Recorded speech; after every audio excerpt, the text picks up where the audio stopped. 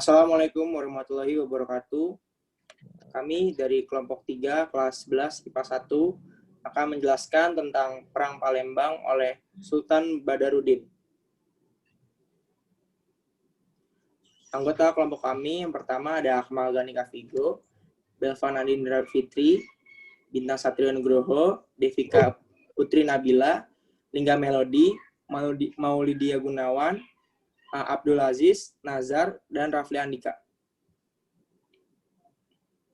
Materi yang akan kami bahas, yang pertama adalah latar belakang, yang kedua ada isi, dan yang ketiga ada dampak-dampak.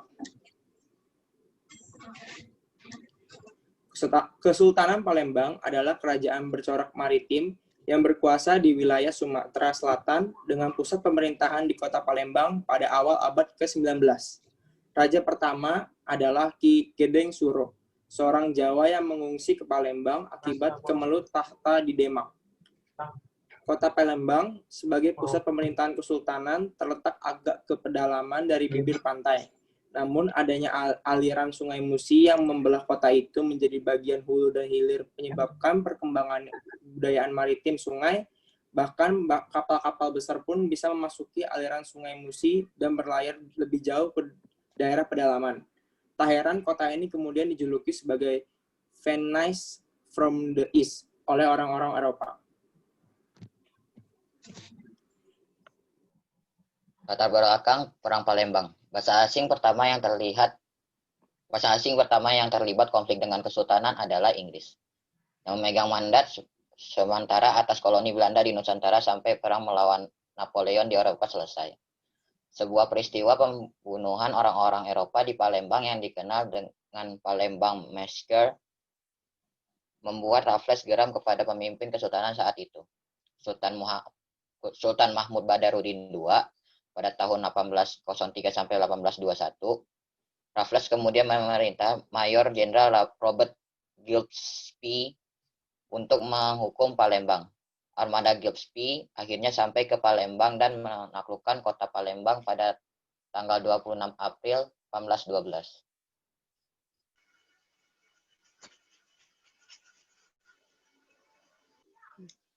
Pertempuran melawan Belanda. Pemerintah kolonial Hindia Belanda berkuasa di Nusantara, tetapi pemerintahan yang masih muda itu juga mewariskan kekacauan yang terjadi di Sumatera akibat ulah Raffles yang membagi Kesultanan Palembang. Karena itulah pada tahun 1818, kedua kesultanan dipersatukan kembali dengan Badarudin II sebagai sultannya.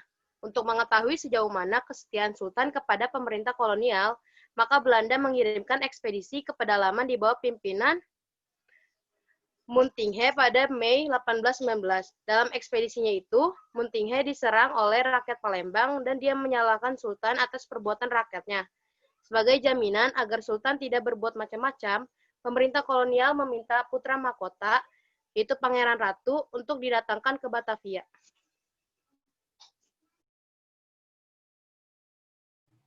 Pertempuran pertama 1819. Penyerbuan dilakukan oleh 200 prajurit Belanda ke dalam Kuto Besak mengalami kegagalan akibat kokohnya pertahanan benteng yang dijaga oleh rakyat Palembang. Karena tak bisa menembus tembok Kuto Besak yang tebalnya 2 meter, Muntinghe pun mencoba untuk mundur. Peluru dari kapal Entak dan juga Ajax sudah habis. Belum lagi rakit-rakit api yang dikirimkan oleh Sultan untuk membakar kapal-kapal itu telah menimbulkan kerusakan yang cukup parah bagi keduanya. Pada akhirnya pasukan Muntinghe pun mundur ke muara Sungai Musi dan kembali ke Batavia pada 15 Juni 1819.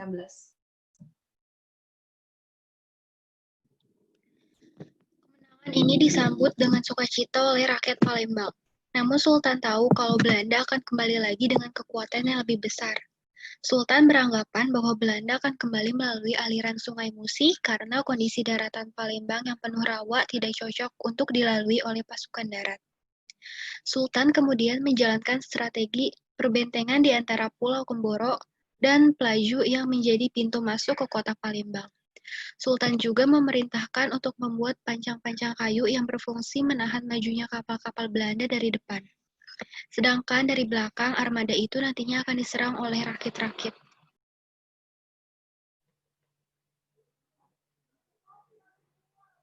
Pertempuran kedua. tahun 1819. Armada Belanda datang kembali ke Palembang pada tanggal 18 September 1819, diiringi dengan pelepasan yang sangat meriah pada saat mereka berangkat dari Batavia. Jumlah personil yang dikerahkan sejumlah 2.000 personil dan puluhan kapal tempur yang dipimpin oleh Laksamana Laut Walter Beck. Perjalanan armada kedua ini tidak begitu mulus, karena begitu memasuki muara Sungai Musi, mereka sudah harus berhadapan dengan serangan gerilya pejuang-pejuang Palembang. Akibat dari semua hambatan itu, armada Walter Beck membutuhkan waktu 1 bulan untuk sampai ke mulut kota Palembang. Sebuah waktu yang sangat lama dibanding dengan waktu normal yang hanya membutuhkan beberapa hari saja.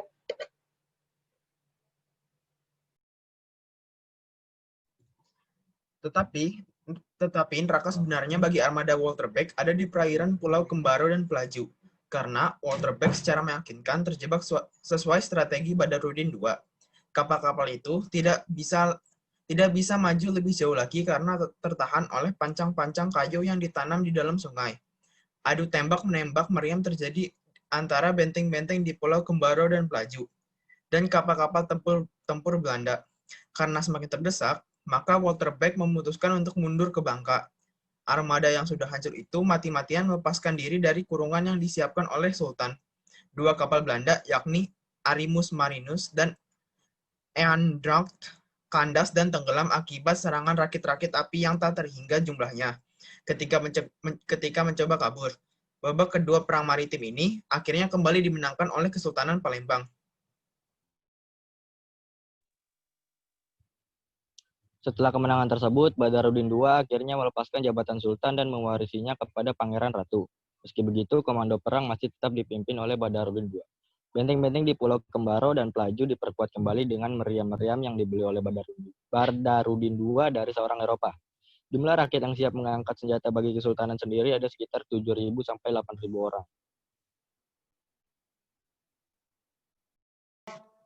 Pertempuran ketiga pada tahun 1819. Armada De Kock akhirnya tiba di muara Sungai Musi pada 22 Mei 1821. Hambatan-hambatan ditemui oleh Walter Beck saat serangan kedua bisa ditangani dengan baik oleh De Kock. Pos-pos meriam tersembunyi di pesisir Sungai Musi bisa diketahui dan dihancurkan karena dia telah mendapat peta strategi Badarudin II dari seorang ulama yang berkhianat. Satu-satunya hambatan yang berarti bagi armada itu hanyalah penyakit. Banyak serdadu-serdadu Eropa yang belum bisa beradaptasi dengan cuaca tropis dan akhirnya 100 personil tewas akibat wabah penyakit tropis.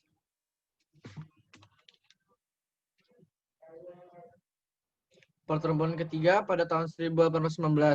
Pada 16 Juni 1821, armada itu sampai ke mulut Pulau Kembaro dan Pelaju.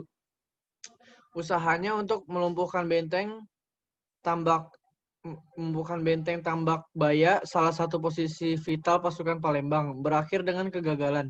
Akibat De Kock terpaksa berlayar menerobos jebakan di sekitar Pulau Kembaran dan Pelaju itu. Pertempuran sengit terjadi kembali. Di saat kapal-kapal itu berupaya menerobos pancang kayu, tembakan meriam dan rakit-rakit api memporak-porandakan formasi armada De Kock. Banyak kapal De Kock yang kehilangan tiang layarnya dan menjadi sasaran empuk meriam benteng pasukan Palembang. Kekacauan itu akhirnya membuat armada tersebut kepayahan dan memutuskan untuk mundur. Jumlah korban tewas di pihak Belanda ada sekitar 101 orang, sedangkan di pihak Palembang tak diketahui.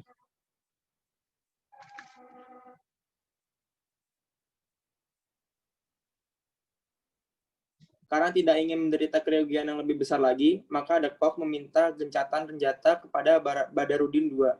Dia berjanji tidak akan menyerang benteng-benteng Palembang pada hari Jumat.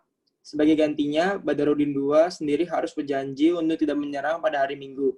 Hal ini dilakukan untuk menghormati hari suci agama masing-masing. Badarudin II sendiri mengiyakan karena ia ingin memberi kesempatan beristirahat bagi pasukannya yang sedang berpuasa. Saat itu sedang bulan Ramadan.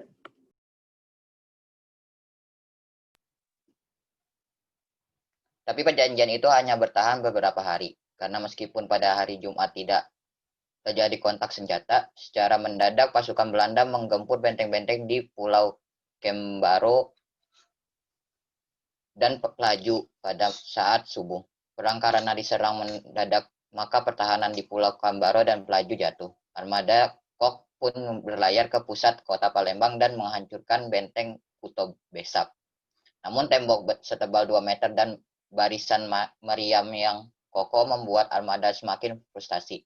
Akhirnya The Kok mengeluarkan siasat licik lainnya. Dia menunjukkan Sultan Najmuddin IV, kerabat Badarudin II yang diangkat menjadi sultan secara sepihak oleh Belanda. Di salah satu kapal perangnya, Badarudin II kemudian memutuskan menghentikan serangan karena tidak ingin membunuh kerabatnya yang demi kepuasan untuk mengalahkan The Kok. Akhirnya, benteng Kuto Besak jatuh dan Badarudin II beserta panglima-panglima perangnya ditangkap oleh Belanda. Maka berakhirlah pertempuran ketiga dan terakhir antara Kesultanan Palembang melawan pemerintah kolonial. Gelar Sultan akhirnya diserahkan pada Najmuddin IV dari Pangeran Ratu pada 29 Juni 1821. Badarudin II dan keluarganya pun akhirnya diasingkan oleh Belanda ke Ternate pada 3 Juli tahun 1821. Ternyata Najmuddin IV tidak sanggup memerintah kesultanan karena rakyat Palembang tidak mendukungnya. Akibatnya Belanda turun tangan dan akhirnya menghapuskan sistem kesultanan dan menggantinya dengan keresidenan Palembang pada tanggal 7 Oktober 1823.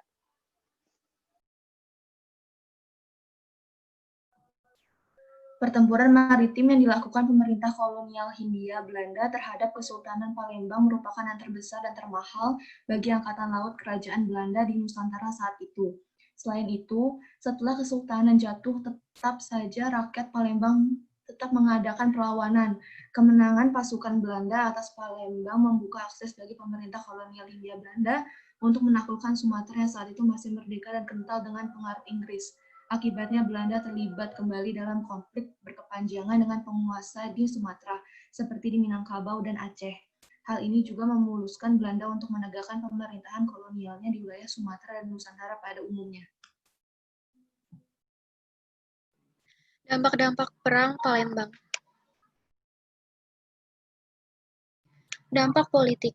Berakhirnya peperangan yang terjadi 2 kali selama tahun 1819 juga memberikan dampak terhadap bidang politik. Pada bidang politik dalam negeri, kemenangan ini telah mengantarkan Kesultanan Palembang Darussalam untuk menjadi suatu kesultanan yang berdaulat tanpa terikat dengan kerajaan atau pemerintah manapun, baik Belanda maupun Inggris. SMB II kembali berkuasa penuh atas tatanya di Kesultanan Palembang Darussalam setelah bertahun-tahun kedaulatannya sebagai pemimpin yang sah selalu terusik oleh kegiatan pemerintah Hindia Belanda yang ingin berkuasa. Untuk memperbaiki sistem pemerintahan yang ada di kesultanannya, SMB II telah memikirkan untuk mengadakan regenerasi kepemimpinan di Kesultanan Palembang Darussalam dengan harapan akan muncul kebijakan-kebijakan baru dari sultan yang baru dalam mewujudkan Kesultanan Palembang Darussalam yang makmur. Dampak ekonomi. Di perang tahun 1819 yang melibatkan antara Kesultanan Palembang Darussalam dengan pemerintah kolonial Hindia Belanda, lokasi perang ini terjadi di wilayah Sungai Musi. Hingga tahun 1819, Sungai Musi masih menjadi urat nadi bagi kehidupan masyarakat kota Palembang. Sungai Musi memegang peranan penting bagi kehidupan perekonomian warga masyarakat. Sebagai tempat dilaksanakannya transaksi jual-beli, peristiwa perang ini membuat perekonomian di wilayah Kesultanan Palembang Darussalam mengalami penurunan, baik dari segi penjualan oleh masyarakat pribumi maupun daya beli oleh para saudagar yang berlabuh di Palembang. Hal ini dikarenakan adanya ketakutan dari penduduk ketika perang berlangsung. Selama peperangan berlangsung, proses perdagangan dilakukan oleh penduduk mengalami penurunan, terutama komoditi utama dari Kesultanan Palembang Darussalam yaitu timah. Hal ini disebabkan para penduduk dan pedagang tidak mau mengambil risiko kerugian yang besar selama masa perang. Ekonomi. Pasca perang 1819, perekonomian penduduk mulai bangkit kembali, bahkan cenderung lebih ramai dibanding sebelum terjadinya perang di tahun 1819.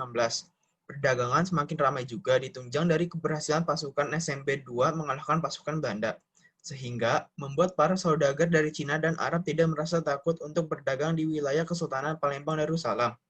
Ramainya perdagangan juga disebabkan melimpahnya persediaan hasil alam yang datang dari daerah pedalaman Kesultanan Palembang Darussalam, seperti buah dan karet.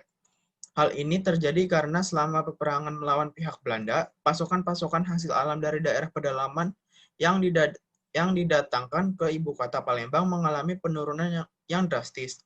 Keadaan ini membuat perekonomian di wilayah Kesultanan Palembang Darussalam mengalami peningkatan yang cukup baik. Dampak sosial dan budaya. Peperangan ini mengakibatkan adanya perubahan sosial di wilayah Kesultanan Palembang Darussalam. Pada saat terjadinya perang, para pejabat istana diperintahkan SMB II untuk mengerahkan penduduk yang berada dalam wilayah dusunnya agar dapat membantu pasukan keraton dalam menghadapi Belanda. Para pejabat keraton yang memiliki dusun meminta kepada pasirah atau kepada kepala dusun untuk mengirimkan pemuda-pemuda terbaiknya. Biasanya, pasirah akan ikut serta dalam rombongan untuk membuktikan loyalitas mereka terhadap kesultanan serta agar bisa bertemu sultan. Selama perang di tahun 1819, cukup banyak pasirah bersangkutan akan menunjuk saudaranya untuk menjadi pasirah di dusunnya.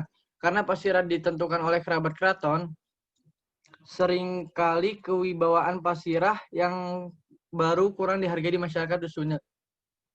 Mengatasi hal ini, pejabat keraton akan segera mengganti keluarganya yang menjadi pasirah dengan mengadakan pemilihan pasirah yang baru di dusun tersebut.